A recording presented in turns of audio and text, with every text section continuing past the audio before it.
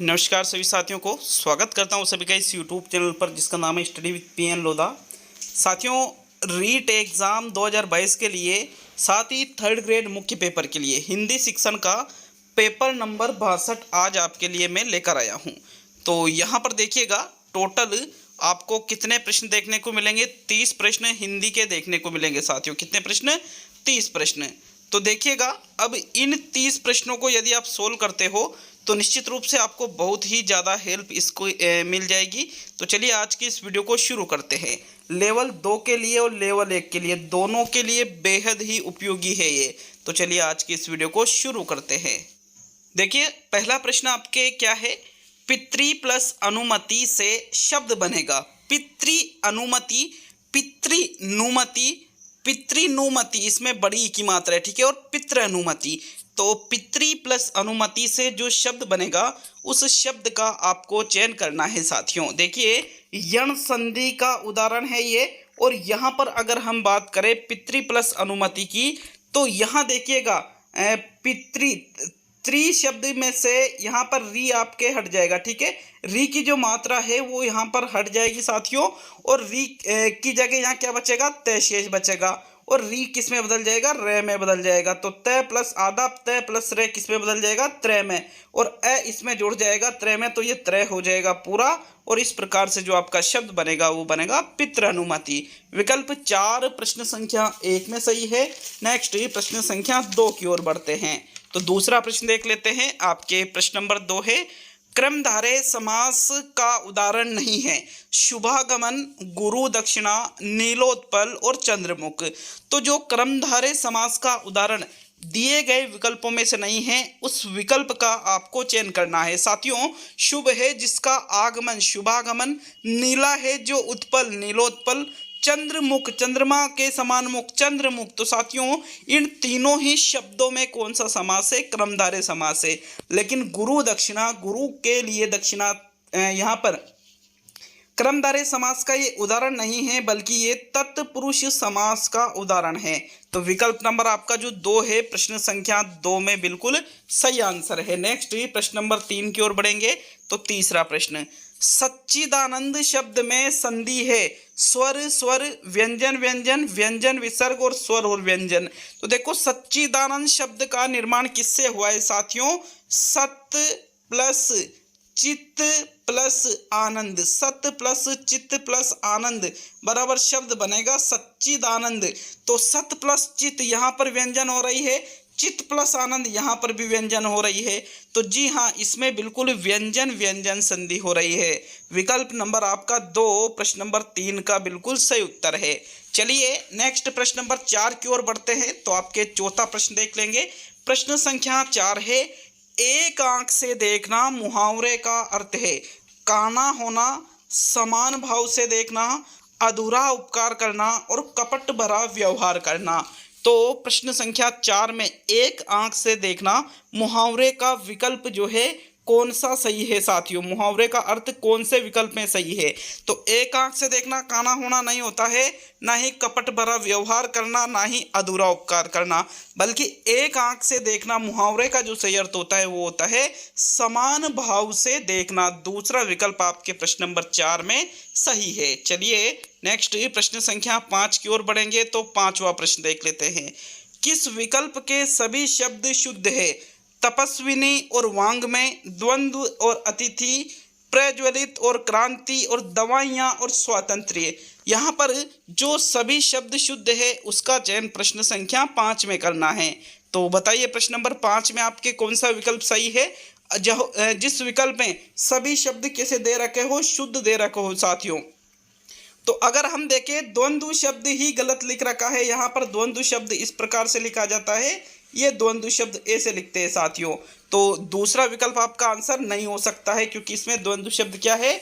अशुद्ध है। अब आपके सामने 3 विकल्प बचे, इसमें तपस्विनी शब्द भी गलत लिखा हुआ है तो ये भी आपका आंसर नहीं होगा। अब 2 ही विकल्प बच रहे, तीसरा और चौथा। तो प्रश्न नंबर 5 में देखिए स्वातंत्र्य शब्द भी गलत लिखा हुआ है, दवाइयाँ तो सही है लेकिन ये स्वतंत्र शब्द गलत है तो ये भी आपका आंसर नहीं है। अब एक ही विकल्प है, कौन सा? प्रज्वलित और क्रांति। बिल्कुल यहाँ पर साथियों ये दोनों ही शब्द क्या है? शुद्ध है। चलिए नेक्स्ट प्रश्न नंबर 6 की ओर बढ़ेंगे तो आपके छठे प्रश्न को देख लेते हैं। निम्न में से विलोम शब्दों का कौन सा युग्म सही है? संग का असंग, आकाश का धरती, अवनत का नत और स्तुति की निंदा। तो यहाँ पर जो विलोम युग्म सही है उसका चयन आपको प्रश्न नंबर 6 में करना है। तो देखो संग का यहाँ पर असंग नहीं होता है, आकाश का धरती नहीं पाताल होता है, अवनत का उन्नत होता है साथियों, मतलब तीनों ही विकल्प गलत है। तो स्तुति का जो निंदा यहाँ विलोम दे रखा है ये विलोम युग्म की दृष्टि से पूर्णतः सही है और चौथा विकल्प आपके इस प्रकार आपके प्रश्न नंबर 6 में सही है। नेक्स्ट प्रश्न नंबर 7 की ओर बढ़ते हैं तो 7वां प्रश्न देख लेंगे। निम्न में से किस शब्द में उपसर्ग का प्रयोग नहीं हुआ है? प्रहार, विहार, कहार और संहार। तो जिस विकल्प में यहाँ पर उपसर्ग का प्रयोग नहीं हुआ है उस विकल्प का आपको चयन करना है। साथियों देखिए विहार शब्द का निर्माण वी प्लस हार से हुआ है, तो हार मूल शब्द है और वी शब्द क्या है? उपसर्ग है, तो इसमें तो उपसर्ग लगा हुआ है। प्रहार शब्द में भी प्र उपसर्ग लगा हुआ है, प्र प्लस हार शब्द बनता है प्रहार। अब तीसरा या चौथा, तो 7वें प्रश्न में देखिए संहार शब्द जो है सम प्लस हार से बना है, इसमें सम उपसर्ग लगा हुआ है, तो मतलब यहाँ आपके तीसरा विकल्प जो है ये उपसर्ग इसमें उपसर्ग नहीं लगा हुआ है। कहार शब्द एक मूल शब्द है साथियों, क प्लस हार ये इसके टुकड़े नहीं होते हैं, तो तीसरा विकल्प ही आपके प्रश्न नंबर 7 का सही उत्तर है। चलिए नेक्स्ट प्रश्न नंबर 8 की ओर बढ़ेंगे तो 8वें प्रश्न को देख लेते हैं। प्रश्न नंबर 8 है आपके, निम्न में से किस शब्द में संधि व समास दोनों हैं? यज्ञशाला, स्वधर्म, जलोष्मा और पंकज। तो जिस विकल्प में संधि भी है और समास भी है उस विकल्प का प्रश्न नंबर 8 में चयन करना है। देखो यज्ञ प्लस शाला, यज्ञ के लिए शाला, इसमें समास तो है लेकिन संधि नहीं है। स्वधर्म, स्व मतलब अपना धर्म, तो इसमें भी साथियों कोई भी संधि नहीं हो रही है। पंकज में मूल शब्द है, इसमें कोई संधि नहीं है। लेकिन जलोष्मा साथियों संधि और समास इसमें दोनों ही प्रयुक्त हुए हैं। जल प्लस उष्मा जलोष्मा, तो संधि भी हो रही है समास भी हो रहा है, अर्थात तीसरा विकल्प आपके प्रश्न संख्या 8 का सही उत्तर होगा साथियों। चलिए नेक्स्ट प्रश्न संख्या 9 की ओर बढ़ते हैं तो हम आ चुके हैं 9वें प्रश्न पर। साथियों प्रश्न नंबर 9 है, निम्न में से एक वचन बहुवचन की दृष्टि से सही नहीं है? चूहिया का चूहिया, जाति का जातियां, दुनिया का दुनिया, परीक्षा का परीक्षाएं। तो प्रश्न संख्या 9 का राइट आंसर बताइए। देखो चूहिया एक स्त्रीलिंग शब्द है और स्त्रीलिंग शब्द या अंतयुक्त होता जो होता है उसमें ऊपर चंद्रबिंदु लगाने पर वो बहुवचन में बदल जाता है, तो बिल्कुल सही है।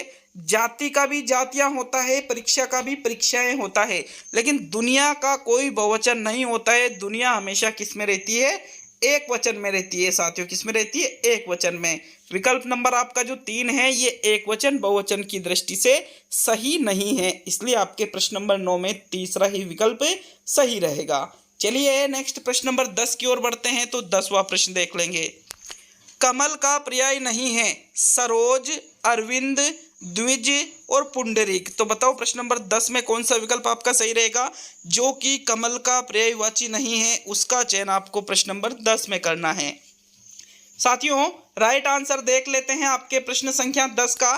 तो सरोज शब्द कमल का पर्याय है, अरविंद शब्द कमल का पर्याय है, पुंडरीक शब्द कमल का पर्याय है, लेकिन द्विज जो शब्द है साथियों ये कमल का पर्यायवाची नहीं है। विकल्प नंबर 3 आपके प्रश्न नंबर 10 में सही है। नेक्स्ट प्रश्न नंबर 11 की ओर बढ़ते हैं। चलिए 11वें प्रश्न को देख लेंगे। आपके प्रश्न नंबर 11 है, राजस्थान के लोग बहुत ईमानदार होते हैं। पदबंध का चयन कीजिए। संज्ञा पदबंध है, विशेषण पदबंध है, क्रिया पदबंध है या क्रिया विशेषण पदबंध है। तो देखो राजस्थान के लोग बहुत ईमानदार होते हैं, यहाँ लोग शब्द तक अंडरलाइन हो रही है, अर्थात आपको फिर इसका अंतिम शब्द देखना है। तो लोग शब्द क्या है? संज्ञा है, अर्थात ये संज्ञा पदबंध का उदाहरण है। 11वें प्रश्न में आपके प्रथम विकल्प सही रहेगा। नेक्स्ट प्रश्न नंबर 12 की ओर बढ़ेंगे तो चलिए 12वां प्रश्न देखेंगे। मेले में राम, मोहन और सोहन जाएंगे, यह वाक्य है सरल वाक्य है, संयुक्त वाक्य है, मिश्र वाक्य है और इनमें से कोई भी नहीं। तो कोई नहीं को विकल्प में से हटा दीजिए। देखिए मेले में राम, मोहन और सोहन जाएंगे, अब अगर आपको लगता है कि ये संयुक्त वाक्य का उदाहरण है या मिश्र वाक्य का उदाहरण है तो आपको गलत लगता है, क्योंकि दोनों ही इसके आंसर नहीं हैं, बल्कि यह एक सरल वाक्य का प्रकार है। अब आप कहोगे कि सर इसमें और शब्द से वाक्य जुड़ रहे हैं, तो जी नहीं, वाक्य दो वाक्य कहाँ है इसमें, क्योंकि जाना क्रिया तो एक ही हो रही है, भले कर्ता एक से अधिक हो, लेकिन तीनों के द्वारा क्रिया एक ही की जा रही है, क्योंकि जाएंगे तीनों कहाँ जाएंगे, मेले में। अर्थात इस प्रकार का जो यहाँ पर देखिए, राम और सीता वन में जाएंगे, ये भी एक सरल वाक्य है। मेले में राम मोहन और सोहन जाएंगे, ये भी एक सरल वाक्य है। तो साथियों, ये सरल या साधारण वाक्य का उदाहरण है, अतः आपके 12वें प्रश्न में प्रथम विकल्प सही है। नेक्स्ट 13वें प्रश्न को देख लेते हैं। तो प्रश्न नंबर 13 क्या पूछ रहा है, निम्न में से सरल वाक्य का चयन कीजिए। पानी न बरसने पर सूखा पड़ जाएगा, तुम मान जाओ अन्यथा अनर्थ हो जाएगा, परिश्रम करो और सफलता प्राप्त करो, तुम बताओ कि तुम्हारा जन्म कब व कहाँ हुआ। तो इनमें से जिस विकल्प में सरल वाक्य है उसका चयन प्रश्न नंबर 13 में करना है। देखिएगा राइट आंसर क्या है आपके। तो चौथे विकल्प को अगर हम देखें कि मुझे बताओ कि तुम्हारा जन्म कब व कहाँ हुआ है, ये एक मिश्र वाक्य है। कैसा वाक्य है साथियों, ये एक मिश्र वाक्य है। की से वाक्य जुड़ रहा है, मैंने पिछले टेस्ट में भी बताया था कि जहां पर भी की से वाक्य जुड़े वो मिश्र होता है। परिश्रम करो और सफलता प्राप्त करो और वाक्य जोड़ रहा है, और दोनों अलग अलग वाक्य है, तो मतलब ये संयुक्त वाक्य का उदाहरण है साथियों। अब पहला या दूसरा, तो कौन सा विकल्प सही रहेगा साथियों? राइट आंसर है पानी न बरसने पर सूखा पड़ जाएगा। ये एक सरल वाक्य का उदाहरण है। विकल्प नंबर 1 आपके प्रश्न नंबर 13 का सही आंसर है।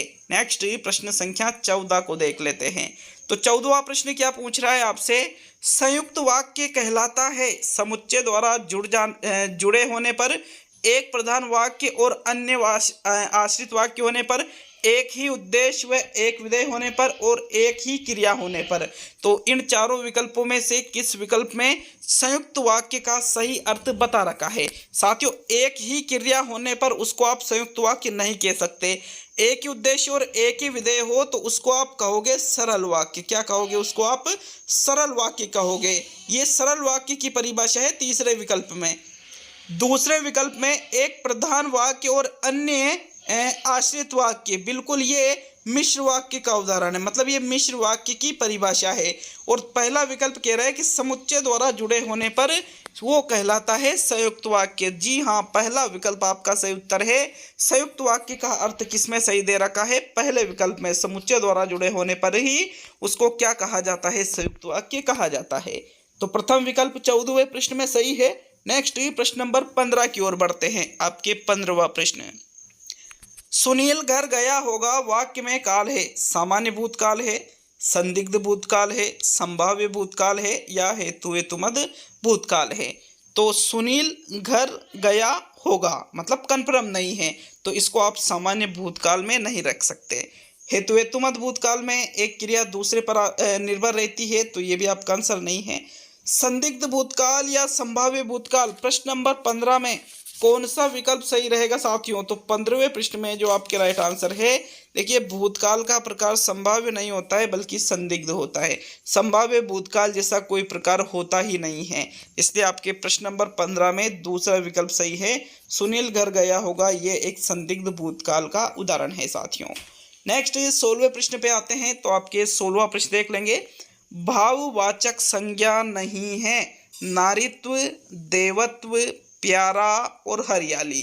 तो जिस विकल्प में भाववाचक संज्ञा नहीं है उसका चयन प्रश्न नंबर 16 में करना है साथियों। अगर हम देखें, नारी से शब्द बना है नारीत्व, जो कि भाववाचक संज्ञा का उदाहरण है। देव से शब्द बना है देवत्व, ये भी भाववाचक संज्ञा का उदाहरण है। हरियाली शब्द भी भाववाचक संज्ञा का उदाहरण है। लेकिन साथियों, प्यारा जो शब्द है, प्यारा शब्द भाववाचक संज्ञा नहीं है बल्कि यह एक विशेषण का उदाहरण है। विकल्प नंबर जो आपके 3 हैं प्रश्न नंबर 16 में आपका बिल्कुल सही उत्तर है। चलिए नेक्स्ट प्रश्न नंबर 17 की ओर बढ़ेंगे। आपके 17वां प्रश्न है, सामान्य वर्तमान काल का उदाहरण है। महात्मा गांधी सदैव सत्य बोलते थे, वह बाजार जाता है, रमेश ने गीत गाया है और वर्षा खेल रही थी। तो जिस विकल्प में आपको लगता है कि ये सामान्य वर्तमान काल का उदाहरण है उस विकल्प का आपको चयन करना है। देखिए, वर्षा खेल रही थी मतलब पहले की बात है और क्रिया अपूर्ण है, तो साथियों ये अपूर्ण भूतकाल का उदाहरण है। किसका उदाहरण है ये? अपूर्ण भूतकाल का।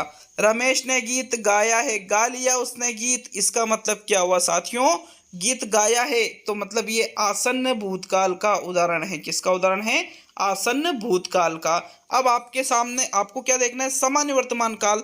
देखो, वह बाजार जाता है मतलब अब भी जाता है साथियों, आगे है, तो ये वर्तमान का बोध करा रहा है। तो वर्तमान का बोध करा है, क्रिया सामान्य रूप से हो तो उसको ही सामान्य वर्तमान काल कहते हैं। विकल्प 2 आपके प्रश्न 17 में सही रहेगा। वह बाजार जाता है इस वाक्य में सामान्य वर्तमान काल है। बाकी महात्मा गांधी सदैव सत्य बोलते थे, तो बोलते थे मतलब पहले की बात है, तो ये पूर्ण भूतकाल का। विकल्प 2 आपके 17वें प्रश्न में सही है साथियों। नेक्स्ट प्रश्न नंबर 18 की ओर बढ़ते हैं। आपके 18वां प्रश्न है, शिक्षण की चक्रीय योजना किससे संबंधित है? BS ब्लूम से, HC मॉरिसन से, किलपेट्रिक से और हर्बर्ट से। तो इनमें से जो शिक्षण की चक्रीय योजना है जिससे संबंधित है उसका चयन आपको प्रश्न नंबर 18 में करना है। बताइए कौन सा विकल्प आपके 18वें प्रश्न का राइट आंसर है? साथियों, 18वें प्रश्न में जो आपके सही उत्तर होगा शिक्षण की चक्रीय योजना इनमें से HC मॉरिसन, हेनरी क्लेव मॉरिसन से संबंधित है। किससे संबंधित है? HC मॉरिसन से। विकल्प 2 आपके 18वें प्रश्न में सही है। नेक्स्ट प्रश्न नंबर 19 की ओर बढ़ते हैं। तो 19वां प्रश्न देख लेंगे। उपलब्धि परीक्षण का प्रमुख उपयोग होता है? अधिगम की जांच में होता है, शैक्षणिक मार्गदर्शन में होता है, उपचारात्मक शिक्षण में होता है, छात्र वर्गीकरण में होता है।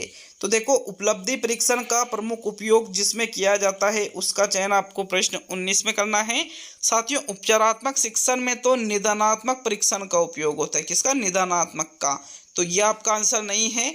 अब देखो, 19वें प्रश्न में आपके जो सही उत्तर होगा साथियों, उपलब्धि परीक्षण क्या होता है? जिसमें यह देखा जाता है कि बच्चों ने कक्ष में कितनी उपलब्धि अर्जित की है। साथियों, इसका प्रयोग शैक्षणिक मार्गदर्शन में किया जाता है। किसमें किया जाता है? शैक्षणिक मार्गदर्शन में। दूसरा विकल्प आपके 19वें प्रश्न का सही उत्तर है। नेक्स्ट प्रश्न नंबर 20 की ओर बढ़ते हैं। 20वां प्रश्न है, पढ़ाते समय चित्र को दिखाने में सबसे अधिक महत्वपूर्ण है? अध्यापक को आराम मिलना, पाठ को समझने में सहायक, मनोरंजन और सभी। तो देखो, जब हम बच्चों को पढ़ा रहे हैं और उस समय बच्चों को क्या दिखा रहे हैं? चित्र भी दिखा रहे हैं, तो साथियों इसमें सबसे महत्वपूर्ण मनोरंजन तो नहीं है साथियों, ना ही अध्यापक को आराम मिलना, बल्कि जो चित्र हम बीच बीच में दिखा रहे हैं तो सहायक सामग्री का कार्य कर रहा है। उससे बच्चे पाठ को अच्छी तरह से समझेंगे, अतः यह पाठ को समझने में सहायक है। सेकंड विकल्प आपके प्रश्न नंबर 20 में सही है। नेक्स्ट 21वें प्रश्न की ओर बढ़ते हैं। तो प्रश्न नंबर 21 है, प्रस्तावना, प्रस्तुतिकरण, तुलना और संबंध, सामान्यकरण और प्रयोग यह सोपान है। ब्लूम उपागम के सोपान है, हर्बर्ट उपागम के सोपान है, मॉरिसन उपागम के सोपान है और जॉन ड्यूवी उपागम के सोपान है। तो यहाँ पर ये जो सोपान दे रखे हैं इनमें से कौन सी शिक्षण विधि का या कौन से शिक्षण के प्रकार का या कौन से शिक्षण उपागम का ये सोपान है? ये जो सोपान दिए गए हैं ये साथियों, ये जो सोपान है ये हर्बर्ट उपागम के सोपान है। किसके सोपान है ये? हर्बर्ट उपागम के। विकल्प 2 आपके प्रश्न नंबर 21 में सही है। नेक्स्ट प्रश्न नंबर 22 पे आते हैं। तो 22वां प्रश्न देख लेंगे आपके प्रश्न नंबर 22। छात्र शिक्षण के किस चक्र में आता है? आश्रित चक्र में, मध्यस्थ में, स्वतंत्र में और सभी में। चक्र में नहीं, चर में। छात्र शिक्षण के किस चर में आता है? चर लिखा था, टाइपिंग मिस्टेक की वजह से चक्र शब्द टाइप हो गया। तो साथियों, शिक्षण के चर मैंने आपको कई बार बता रखे हैं कि आश्रित चर होता है छात्र, स्वतंत्र चर होता है अध्यापक और पाठ्यक्रम होता है मध्यस्थ चर। तो इस प्रकार आपके 22वें प्रश्न में छात्र शिक्षण के किस चर में आएगा? आश्रित चर में आएगा। विकल्प नंबर आपका जो 1 है 22वें प्रश्न में सही आंसर है। नेक्स्ट प्रश्न नंबर 23 को देख लेते हैं। तो 23वां प्रश्न है, फिल्म स्ट्रिप सहायक सामग्री है? प्रक्षेपित, अप्रक्षेपित, क्रियात्मक और दृश्य श्रव्य। साथियों, फिल्म स्ट्रिप दृश्य श्रव्य नहीं है क्योंकि इसमें सिर्फ दिखाई देता है, सुनाई नहीं देता है। यह क्रियात्मक सामग्री नहीं है क्योंकि इसमें सिर्फ दिखाई देता है, क्रिया नहीं की जाती है। अप्रक्षेपित भी नहीं है बल्कि फिल्म स्ट्रिप एक प्रक्षेपित सहायक सामग्री है। कैसी है? प्रक्षेपित सहायक सामग्री है साथियों। इसलिए विकल्प नंबर आपका जो 1 है 23 का बिल्कुल सही आंसर है। नेक्स्ट प्रश्न नंबर 24 की तरफ बढ़ेंगे तो आपके 24वां क्वेश्चन देख लेते हैं। निम्न में से कौन सा गुणात्मक परीक्षण नहीं है? निरीक्षण, जांच सूची, रेटिंग स्केल और वस्तुनिष्ठ प्रश्न। तो जो गुणात्मक परीक्षण के अंतर्गत सम्मिलित नहीं होता है उसका चयन आपको 24 में करना है। साथियों, मूल्यांकन की जो गुणात्मक विधियां हैं उसमें निरीक्षण विधि आ जाती है, जांच सूची आ जाती है और रेटिंग स्केल भी आ जाती है। लेकिन जो वस्तुनिष्ठ प्रश्न है यह गुणात्मक परीक्षणों में नहीं आता है बल्कि यह किस में आता है? मात्रात्मक परीक्षण में आता है। किस में आता है? मात्रात्मक परीक्षण में ये आता है। विकल्प नंबर आपका जो 4 है प्रश्न नंबर 24 का सही आंसर है। चलिए नेक्स्ट प्रश्न नंबर 25 की ओर बढ़ते हैं। 24 में 4th विकल्प वस्तुनिष्ठ प्रश्न आंसर है साथियों आपके। तो 25वां प्रश्न, भाषा शिक्षण कहाँ से आरंभ किया जाता है? व्यवहार से, क्रिया से, स्तर से और वाचन से। तो प्रश्न नंबर 25 में बताइए भाषा शिक्षण इनमें से कहाँ से आरंभ किया जाता है?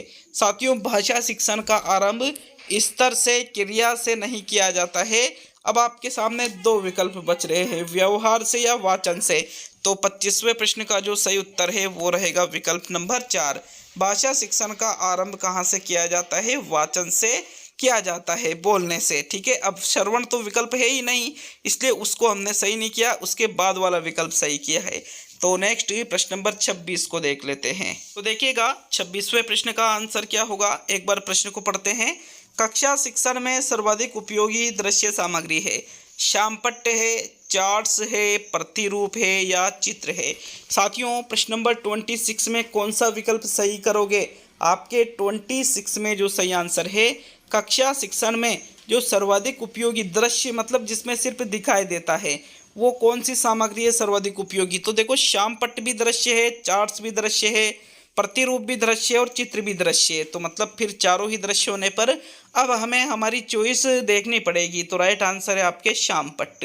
विकल्प नंबर 1 सही है साथियों। कक्षा शिक्षण में सर्वाधिक उपयोग किसका किया जाता है? श्यामपट्ट का किया जाता है। इसलिए सर्वाधिक उपयोगी दृश्य सामग्री भी कौन रहेगी? श्यामपट्ट। विकल्प 1 आपके 26 में सही है। नेक्स्ट प्रश्न नंबर 27 पे आते हैं। तो 27वां प्रश्न, भाषा सीखने सिखाने में आप किसे सबसे अधिक महत्वपूर्ण मानते हैं? दृश्य श्रव्य सामग्री को, बाल साहित्य को, संज्ञानात्मक विकास को और सामाजिक अंतःक्रिया को। तो देखो 27 में चारों ही विकल्प आपको सही लग रहे होंगे, लेकिन फिर हमें ऐसी स्थिति में सबसे बेस्ट विकल्प का चुनाव करना पड़ता है साथियों। कंफ्यूज नहीं होना है। देखिए, भाषा सीखने सिखाने में हम जिसे सर्वाधिक महत्वपूर्ण मानते हैं वो है आपके सामाजिक अंतःक्रिया, क्योंकि बालक समाज में अंतःक्रिया के माध्यम से ही सर्वाधिक भाषा सीखता है। चौथा विकल्प 27 का सही उत्तर होगा साथियों। देखो, अगर ये नहीं होता तो फिर हम दृश्य श्रव्य सामग्री को सही कर देते, लेकिन सामाजिक अंतःक्रिया सबसे बेस्ट माना जाता है, इसीलिए हमने चौथे विकल्प को यहाँ सही किया है। 28 पे आएंगे तो 28वां प्रश्न, अधिक विश्वसनीय परीक्षण होते हैं? शिक्षक निर्मित परीक्षण, मौखिक परीक्षण, आत्मनिष्ठ परीक्षण और प्रमापीकृत परीक्षण। तो इनमें से किस विकल्प में ये दे रखा है कि जो परीक्षण अधिक विश्वसनीय होते हैं वो कौन से विकल्प में है साथियों? तो देखो, शिक्षक निर्मित परीक्षणों की विश्वसनीयता कम होती है, आत्मनिष्ठ परीक्षणों की विश्वसनीयता भी कम होती है और मौखिक परीक्षण की विश्वसनीयता भी कम होती है। लेकिन जो प्रमापीकृत परीक्षण होते हैं इनकी विश्वसनीयता बहुत अधिक मानी जाती है, अतः प्रमापीकृत परीक्षण ही अधिक विश्वसनीय परीक्षण माने जाते हैं। 4th विकल्प 28 में सही है। अब आज का सेकंड लास्ट प्रश्न है, लेकिन वीडियो अच्छा लगे तो लाइक और शेयर करिएगा साथियों, और साथ ही अगर चैनल पर नए हो तो चैनल को सब्सक्राइब करके बेल आइकन जरूर दबाइएगा। देखिएगा, यदि सब्सक्राइब करके बेल आइकन ऑन कर लेते हो तो प्रत्येक वीडियो का नोटिफिकेशन आप तक पहुंच जाएगा। एग्जाम तक आप बेल आइकन ऑन रख सकते हो साथियों। तो 29वां प्रश्न, अगर किसी प्रश्न में त्रुटि नजर आती है तो निश्चित रूप से कमेंट जरूर करिएगा। चलिए 29वें प्रश्न को देख लेंगे। आपके प्रश्न नंबर 29 है, रचना शिक्षण का उद्देश्य है साहित्य सर्जन की प्रेरणा देना, क्रमबद्धता बनाना, सुसंबद्धता और व्याकरण सम्मत कार्य करना।